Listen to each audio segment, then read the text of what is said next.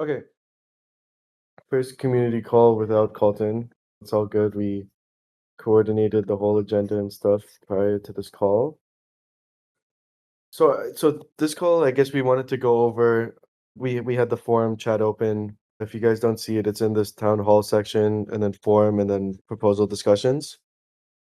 We can maybe figure you can just like paste it in the chat here, like just like forward it in, so everyone sees the questions we're going over. We're gonna sort of just go over them one on one. It's a cumulative like set of questions that people have been asking. Me, Funky, Terrence, whoever else wants to come up on stage is welcome. We'll just go through them, and then we can also tie it into the proposal we just posted on the forum of what we think is sort of like the three most immediate things that we can do from like all the feedback we've had and and like questions we've gotten. Maybe Funky, you want to post that proposal, the Commonwealth link in the town hall chat. Yeah, so you guys can go through that.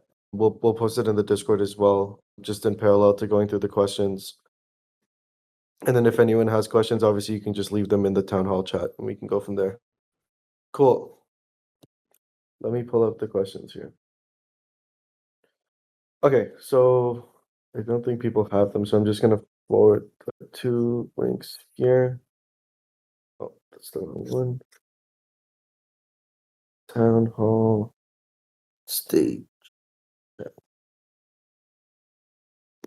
And then there's a few messages. I just send them all. Okay, so let's start from the top here, and then if people have questions to add on to it, they feel free to. So it starts off with just like a bit of like treasury and revenue visibility, right? Basically, people want to get like more insights on the treasury itself. And if you see the link that Funky posted right above the questions I forwarded, we started to like touch on that. So can the team commit to a simple dashboard showing treasury holdings and protocol revenue by product? So as you guys have seen with the front end itself, like the Dinero, like XYZ page, the Solana page and stuff, we've been working on like the front end stuff. There's just things that are more immediate that need to get done. For example, like the Solana page, which looks really sick if you guys haven't seen it yet, that need to get done before we can get onto that. And we've been working with our designer Mol on just the layout. We want that information to be shown, but to be honest, it's like something. It's like a secondary thing that I think is not like we need to get the sold product out of the door. And once the team has the once the team has the time to get it to go out and do those things, we'll definitely do them. But the second part of the treasury question is like, is there a plan to consolidate the idle treasury assets, right? The dust, the dye into like productive positions. I mean, you can see us talking about that in like this new proposal we just put up. Maybe Funky, you want to talk a bit about it? Yeah, so this new proposal, it's the main idea is to kind of support the Dinero token. There's like the three different prong approach to do that. Saying one of the first things is to consolidate treasury into kind of more active assets, more single assets. We have like obviously we have DAI, we have convex, we have a lot of ETH, then we have like a bunch of other chains that we've accumulated over time. So the proposal there is to bring them to one single, to consolidate those assets into kind of more product assets, including Soul, like help shrimp, Soul, Soul. Yeah. So if you guys want to go through and see the plan for those tokens, basically, yeah, we agree. Like, there's no point in holding like dust in the wallets and stuff. And we have like the strategic treasury committee, obviously, but I think with like we're all in alignment that like these tokens need to be like recycled into things like maybe whether it's like buybacks that we can use to like bring on more liquidity partners or using it for like seeding new opportunities with Sol or the ETH product. That's what the treasury should be going towards. So I totally aligned with that, and that's like outlaid in the proposal.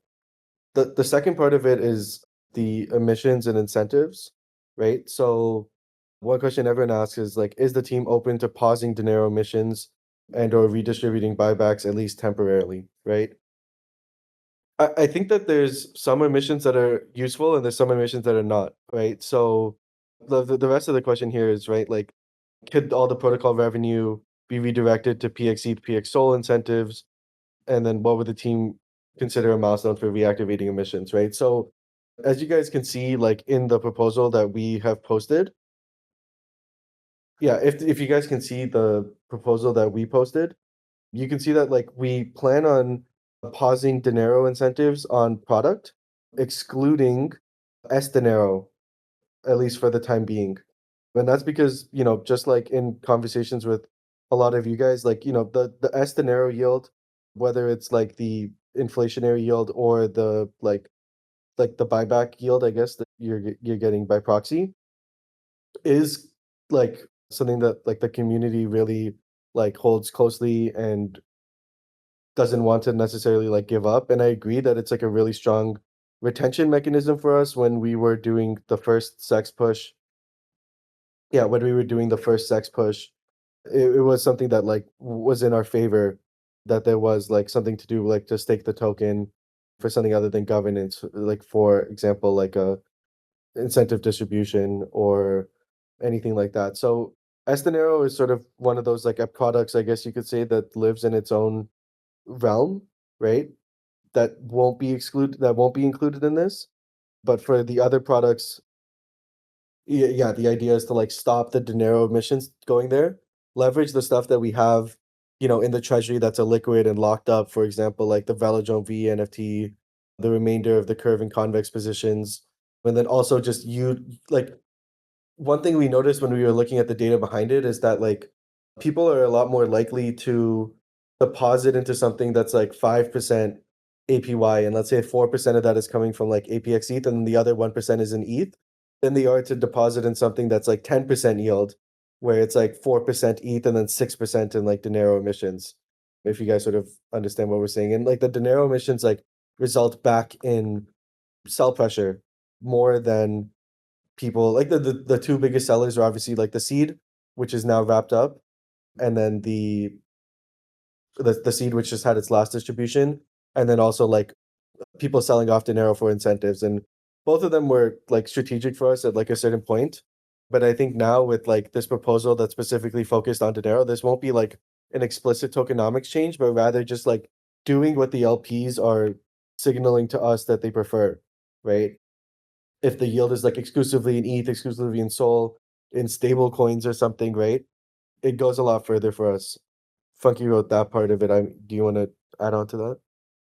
Yeah, so I mean, like Sammy was saying, keep the zero yield where people are very aligned or in, like sell pressure from the analysis we've done.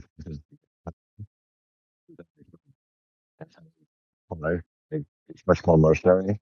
um, than I expect. So with the proposal comes out is what two things. One is talk to the kind of product that supports liquidity pools for KFC potential like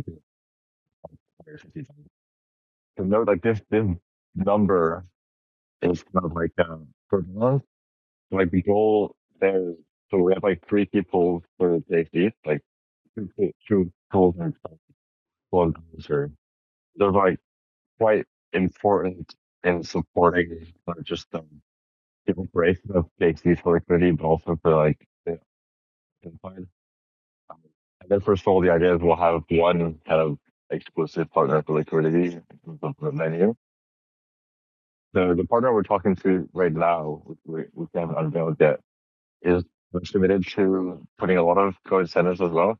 But you know, the idea behind Payful is to kind of have successful launch process, like just a significant amount of TVL that we can create, simplifying timeline. Part of that is it's kind of product Mhm. incentive. And it has to be kind of a something replacing it in the short term or in the medium term. Right. Yeah. So this was something that a lot of people like flagged. I mean, obviously, there's a bit of bias with this that, you know, the people in the community are more likely to want to stop the incentives on the things that they might not be using, right? There's a lot of token holders that aren't using PXE or eventually going to use like PXSol, and we understand that that's like a dynamic, but we think that like we can further optimize the incentives by redirecting them by redirecting the incentive to like the people that we can align with privately, or like hone in on the fact that people would rather like farm incentives in like the native token, like for example, like PXETH or something. I couldn't understand. Is yeah, I think you cut out for a bit there, Funky. If you want to give it TLDR, maybe. So can you repeat that? Like, I dropped out at the end. No, I was saying you dropped out at the end. People couldn't hear you. I don't Oh, know if I. okay. So, what part do you want me to repeat? No, just the. I think you cut off for like most of what you were saying.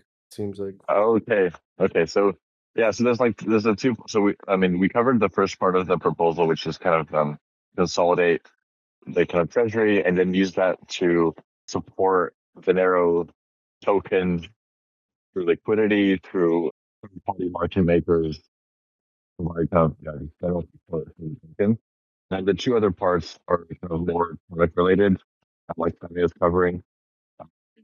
The first is stop emissions where people are misaligned with the tokens. Like Dinero, people are significantly aligned because they're already holding the token. For the product incentives, people are not necessarily aligned. They're more looking to kind of realize yield. But for the products, they kind of named the game with LSPs is kind of the yield. So there needs to be some kind of support when there's kind of increase by the government token incentives. That's kind of the third part, which is providing more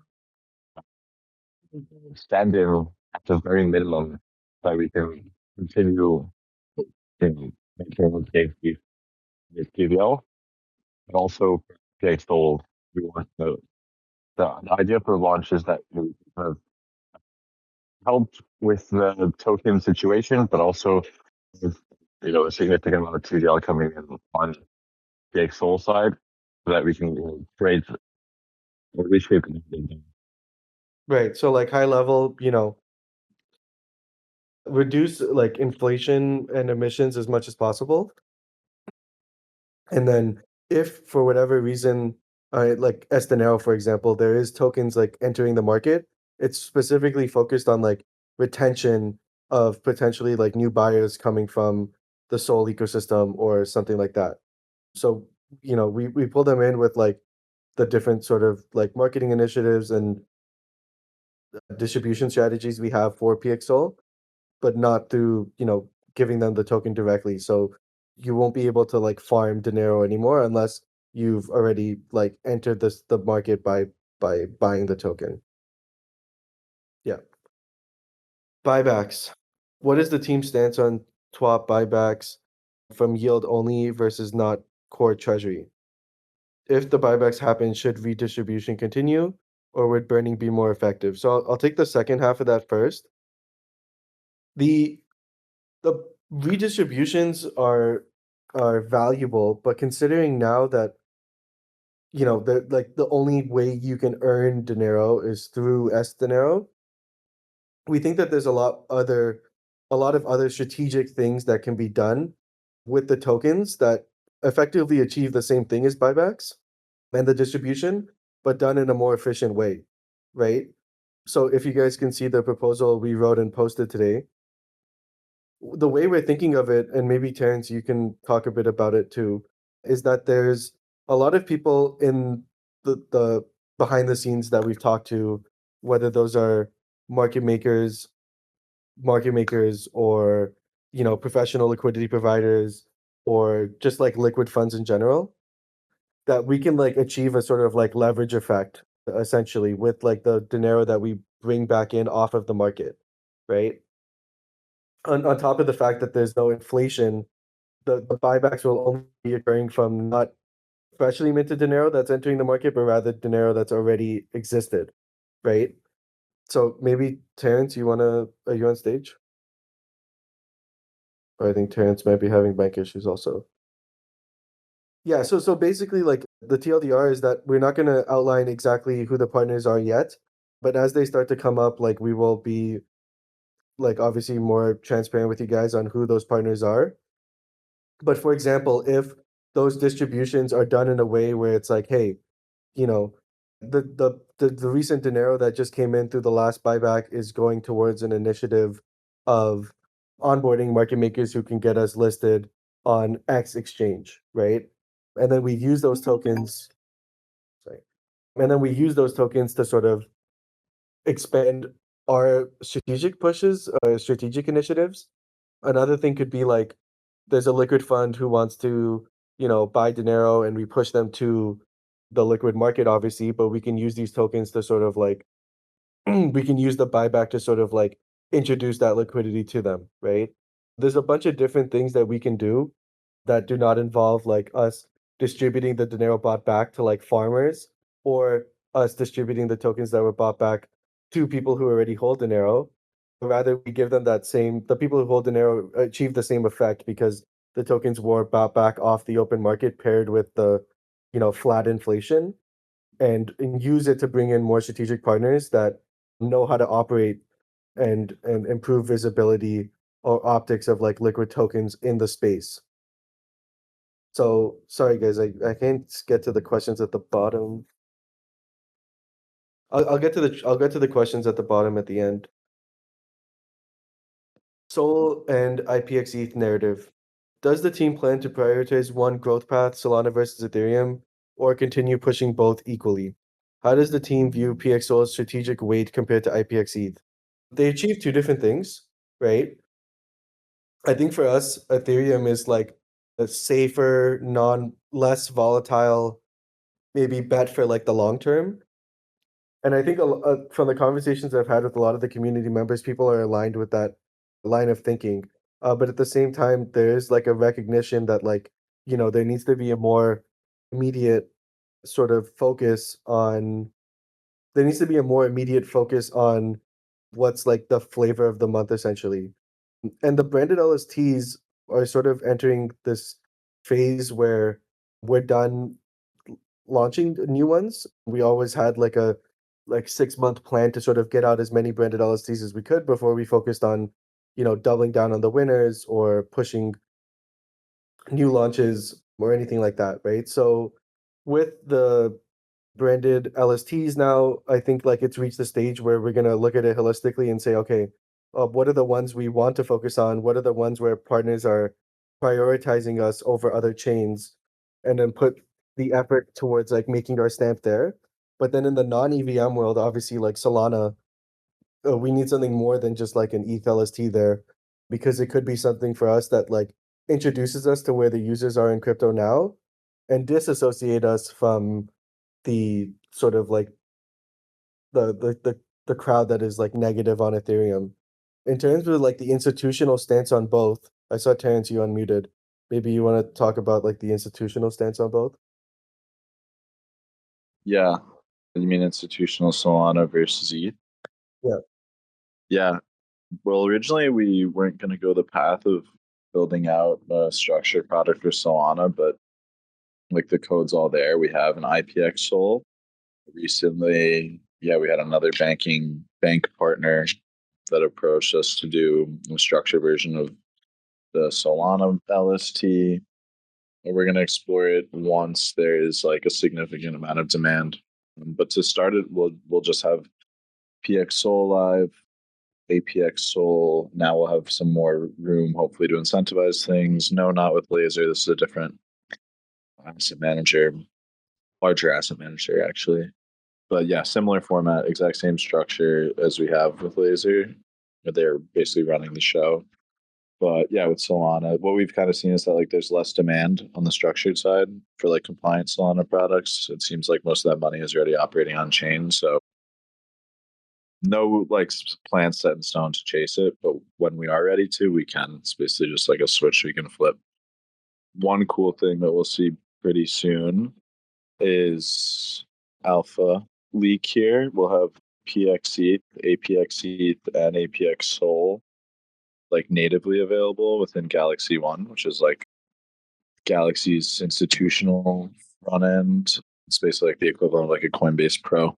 It's like a prime broker platform, basically. So that should be pretty cool. Yeah, we'll basically be like the only LST available in there. And that'll be a ramp directly into an IPX ETH equivalent. So an institutional token outside a structured vehicle, but equally as compliant. That'll only be basically mintable by Galaxy. Who has access to it? Everyone using Galaxy One. So it's basically, you guys can look it up. It's like a platform for like accredited investors. Yeah, it's basically just like execute. It's like a compliant Binance essentially.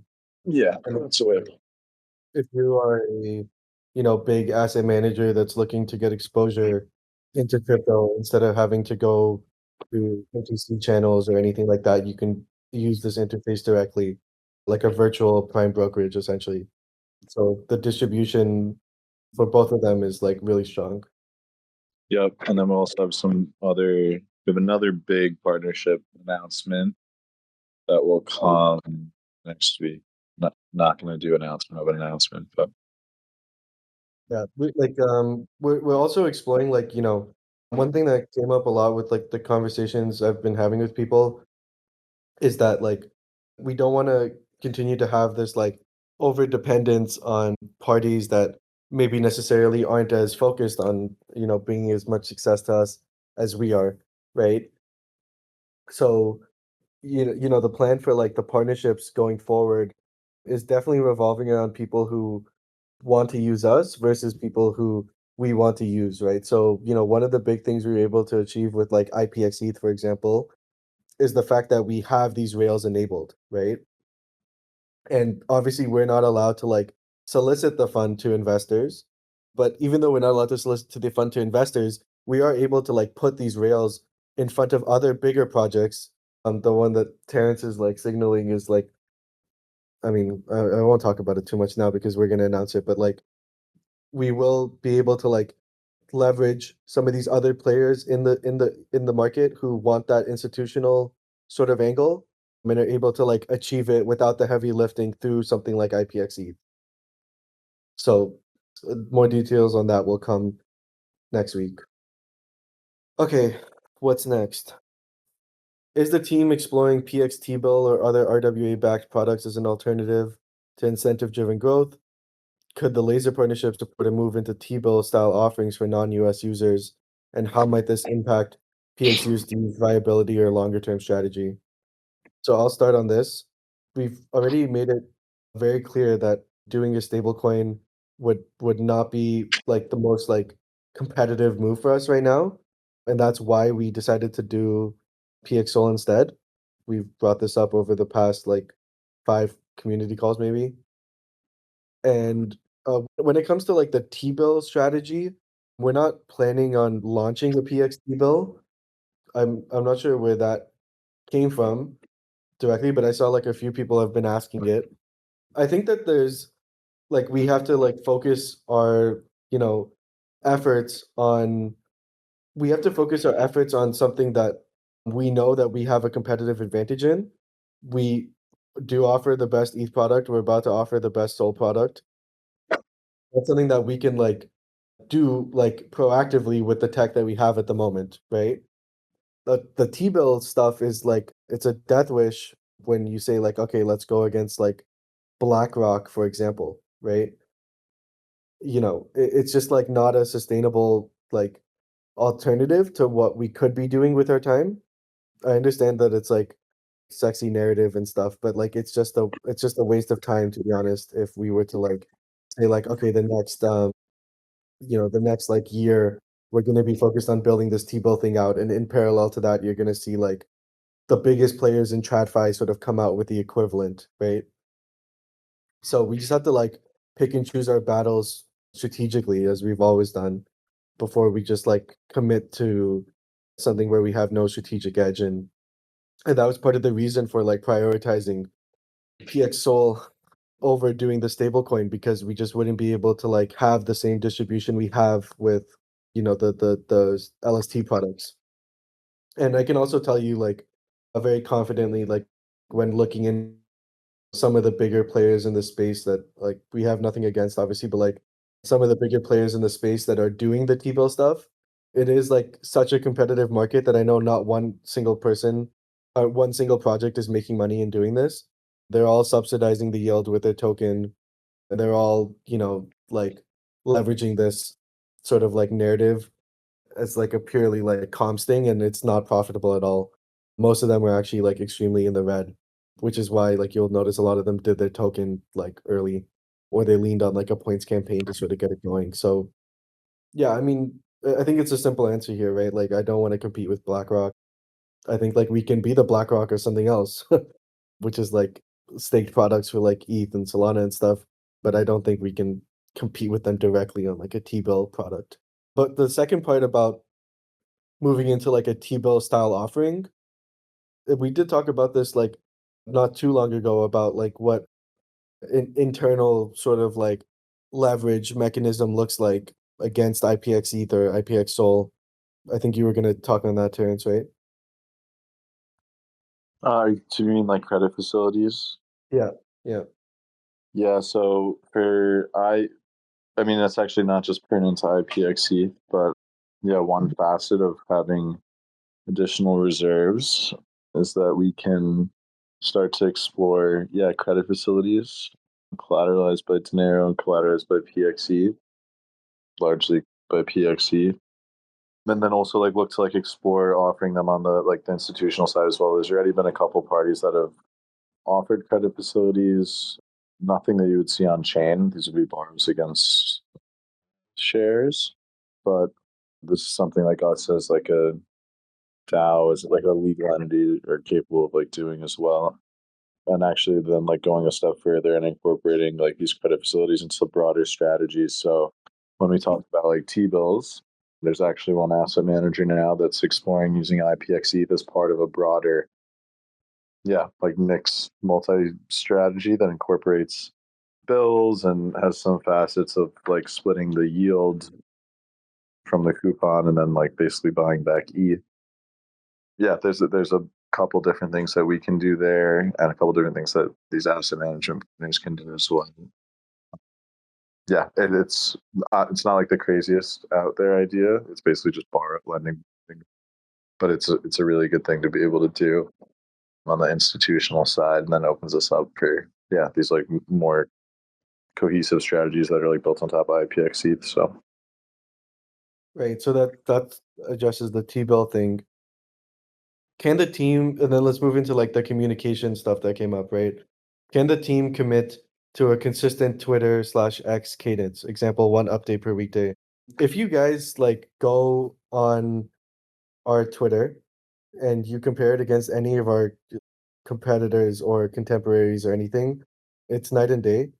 There, if and actually, I talked to there's some people in the community. I won't say who, but in the calls we did in the last like 2 weeks, there's some people who worked for like bigger marketing agencies in the space, and everyone sort of like agrees with us on this. It is not wise for the algorithm to like it's not wise for us from like an algorithm perspective to like start tweeting every day.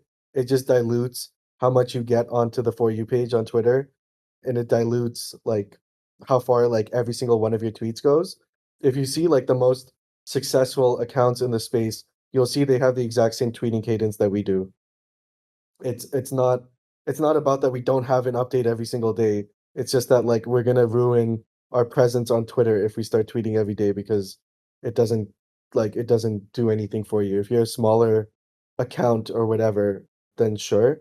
But if you're like an account that's like the size of ours that like people are not like actively checking for like trading alpha or anything like that, like it doesn't go as far for you. So if you guys have an example of a Twitter account of someone who's in the same realm as us that is tweeting every day and can prove me wrong, like I'm more than open to like looking into what their strategy is.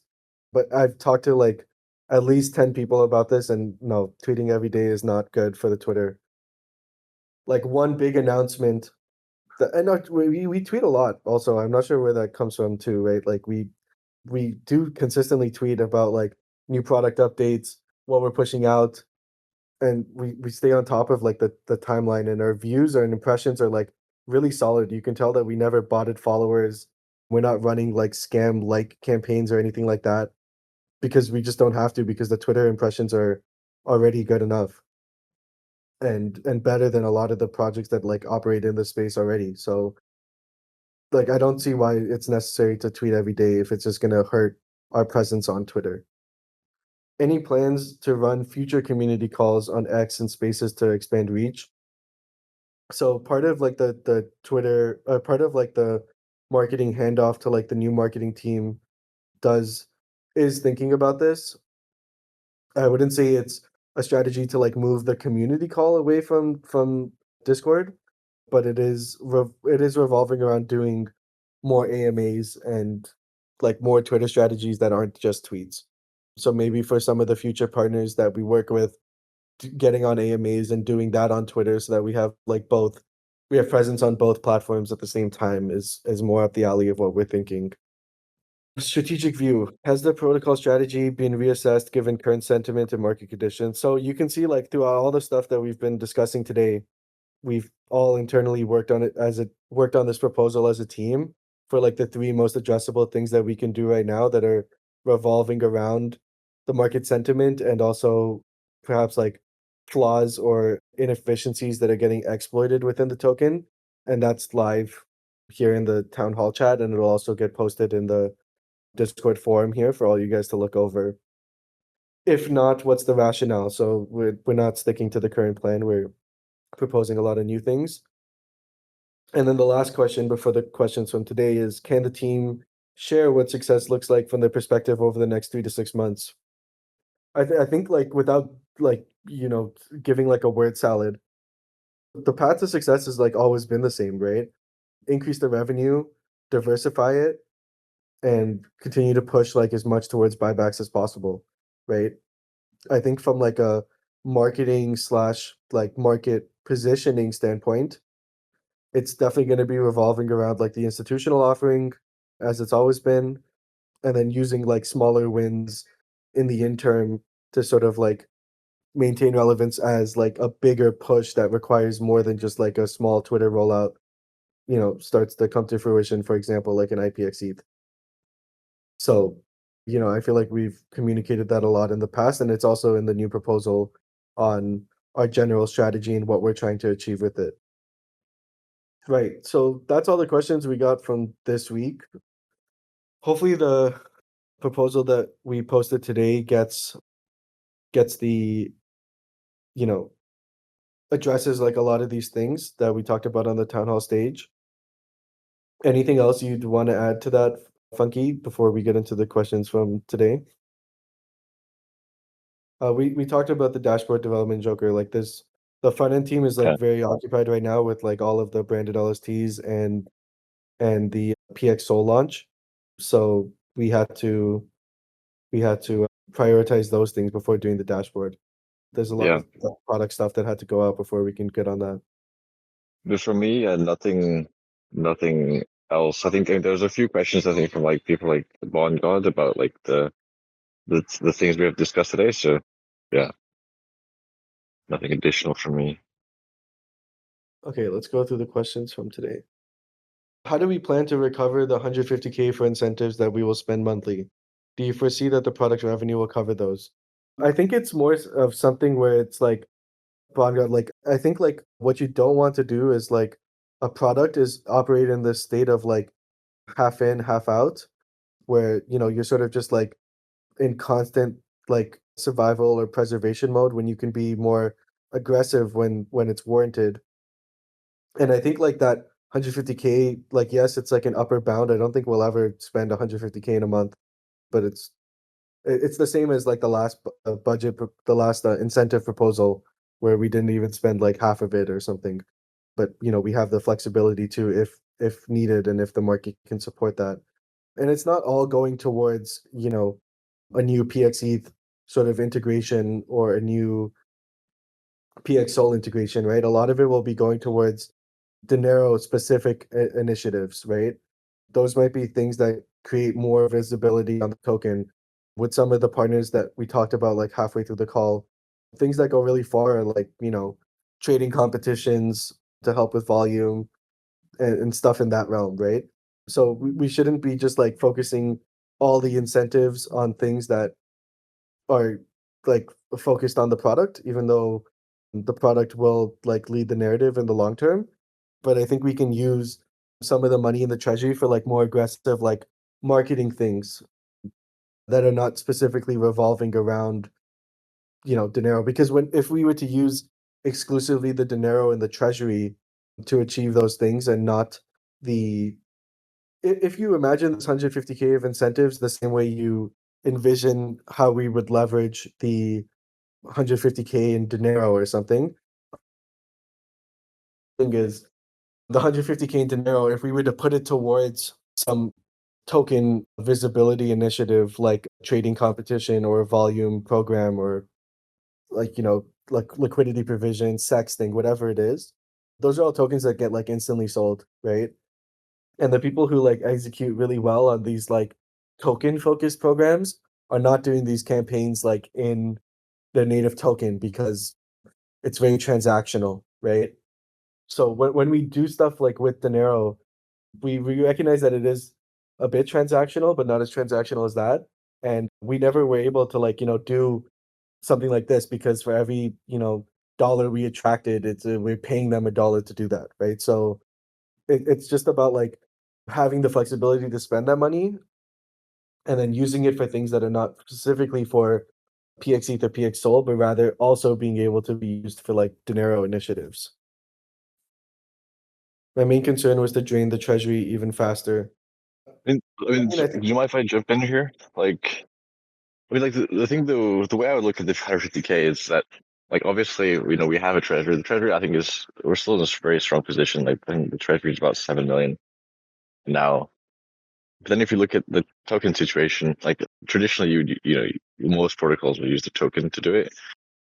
The kind of market situation for DeFi or even ETH DeFi is very difficult at the moment. But like we have to recognize that we are like a growth protocol. Like we're not like a mature protocol where the focus is to kind of just give dividends or give buybacks out. So I think if you think of the 150K as it's an investment in building TVL or maintaining TVL, which then we can use to reduce the pressure on the Dinero token, change the kind of sentiment towards the token from a negative reflexivity to a kind of a positive reflexivity, it can reap rewards for the protocol in the future. So like just to answer your question is the idea to spend 150K in the certain different ways is that it will bring more than that back. Otherwise, it wouldn't make sense for us to use those assets in that way. Will we also stop the Dinero emissions on SparkDex? We've communicated this strategy with like the relevant partners, and we wouldn't propose it if like it would get in the way of. We wouldn't propose it if it would get in the way of the protocol itself or the growth of the protocol. So look, I think SparkDex will be fine. And they like people like those are like core partners of ours, so we don't want to do anything also when they took the bet on us early for something like a branded LST. So we wouldn't be proposing it if like we thought that it would get in the way of like some of these partnerships. Thank you, Redacted Cartel. Thank you, Roof Korean. Is team vesting done? Are there plans to keep the team aligned with the token going forward? Like the team is not done vesting. The investors are done vesting, which is where most of the sell pressure is coming from. I think like we're yet to see an example of someone like well, no one really accuses us of it, but like the team is not the one selling these vests.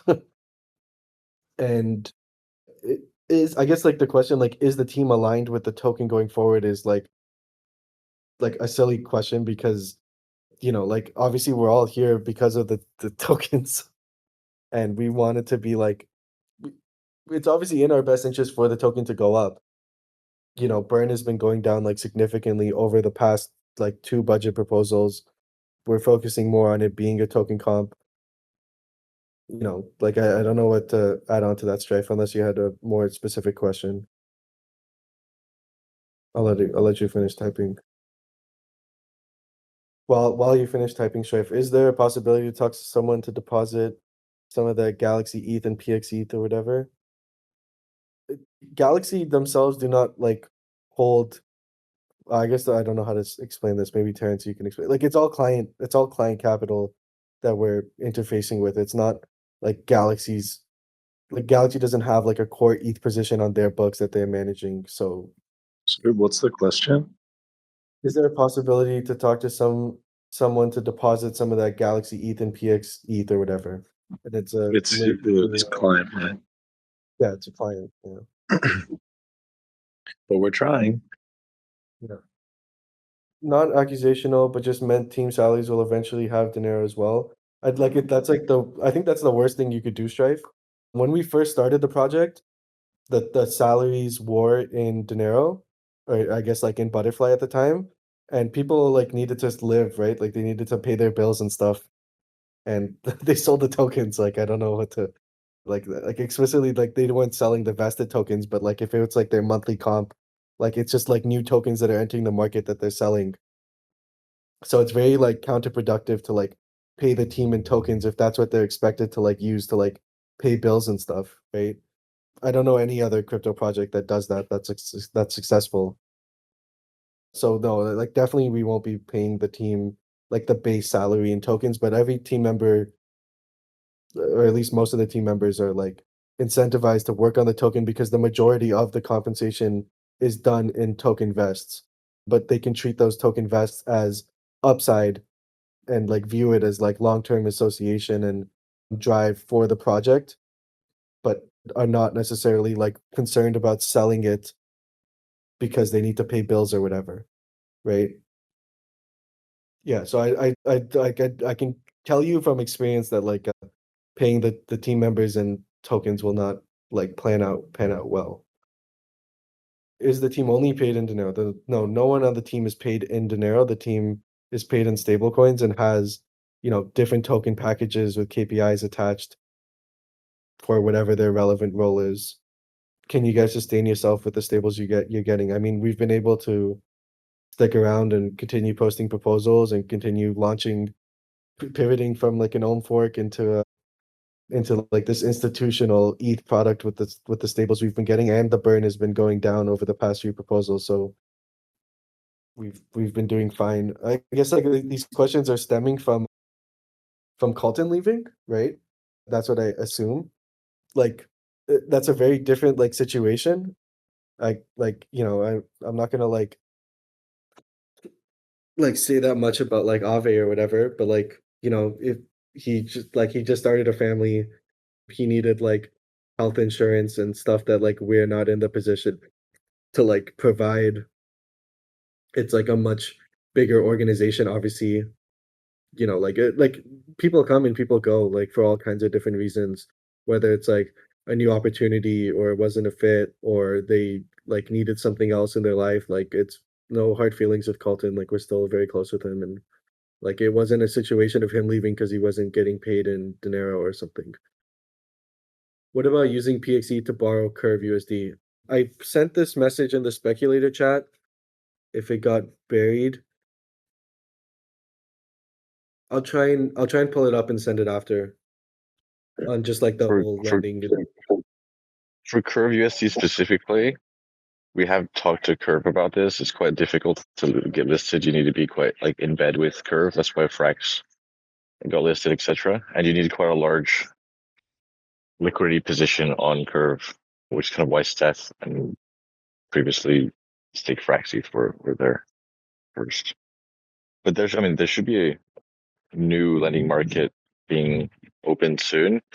But this is something this is this specific partner we've been talking to them for like months. And this is past governance, so we can probably talk about it. This is a Venus integration, and then Venus has such a big pipeline that we're like next on the integration. So it should be live soon, and you can borrow like any other Venus asset with your APXE. Which includes like major stables like USDC and USDT and stuff. So Exactly. It's like this thing it's obvious how. yeah, so this question of like being able to borrow stables against APX ETH, not PX ETH, APX ETH is like getting addressed as soon as Venus like opens the market, and then we're gonna keep on trying to expand like the debt situation. Sorry if okay, what TVL is needed across products to make Dinero profitable? I do not have that number off of the top of my head because the rates are obviously like volatile, and because the rates are volatile, like, it's like hard to like predict like what the exact TVL number is. It's not the same as when we launched, but like Yeah. I think that this like I To think provide like a cost. Sorry, go yeah. on. Yeah, like the strategy of like diversifying it to something that is like higher yield, like Solana, is definitely like the right path from like all the like work we've put into it. I was gonna say like we had the previous budget proposal. I would say that the rubber budget proposal figures is we always kind of provide like in the budget proposals we've always been below. With the current kind of team situation where we've had some exits and we've been able to cover positions either internally or like more efficiently, the burn is like 1.5 million a year. And then like working back from that, depending on the current prices, etc., you can figure out a number. But yeah, from a cost number, that's kind of where we are, which is kind of significantly down from where we were maybe like a year ago. And then I think Bond God had a question about like what we were doing, like fuel efficiency in the treasury. That is in part covered by the new proposal, which is up in Commonwealth. With regards to like farming the positions, there's two kind of points. The first is like, we don't farm. We usually tend to not farm stables just from a risk perspective. Like, we can go risk on with part of the treasury, but we can't go fully risk on with everything. It's just like this, yeah, risk management strategy. There's a suggestion that we could farm PX ETH like in various pools. So the treasury typically, well, it holds PX ETH because it helps with the two token yields, but we don't farm it on any of our pools because it's kind of like it's like we're paying ourselves to farm, which doesn't make sense. We're looking for other people to put their TVL in instead. Back to the team salary. I've seen other teams use 20, 33% in salary and token or whatever, not suggesting it should be done. Just wanted to ask because it's usually a point that comes up in the community when the team doesn't have any vesting. Yeah, I mean we still have the vesting, and we still are like the biggest holder of the token in the treasury and stuff. If like it reaches a stage where like vesting is done, which we're not near, and people need to be like re-incentivized or whatever, then like we're open to like exploring that. But like I like people would sell the token if they're getting paid in the token. So okay, I think that's all the questions. We almost went the full hour. If there's one last question or anything, people can feel free to drop it in here. If not, we can wrap. Other small updates. Plume ETH just went live. You guys can go check that out. It's something we've been working on with them for a while. Their mainnet got delayed a few times, but now it's finally live. And as you guys can see, it's one of the first branded LSTs we're doing where, now that we've been out in the market for a while, teams are trusting to like, put it up on their page instead of us being the ones who have to like chill it. And we're going to use this opportunity to like, we're going to use this opportunity to, go back to a lot of the other branded LST partners, some of the ones that we have like voiced that we really value. For example, a Inc/Optimism, or a, let's say, like a abstract, or someone that's like really like gone to bat for us, and show them like this use case of them, like endorsing it further works. And this is like a big project, like a top 100 project that is like doing it in real time. So go make sure to use Plume. Also, there's just like good yields on Plume, so you guys can take advantage of that. And yeah, we can wrap up there. Cool. Okay, everyone stop typing. All right, guys. I will see you guys. Oh shit, there's a lot more questions. The big issue investors need to address is how Dinero exists 2 years from now and not just bleed the treasury. I mean, like, people were asking this question to us 3 years ago.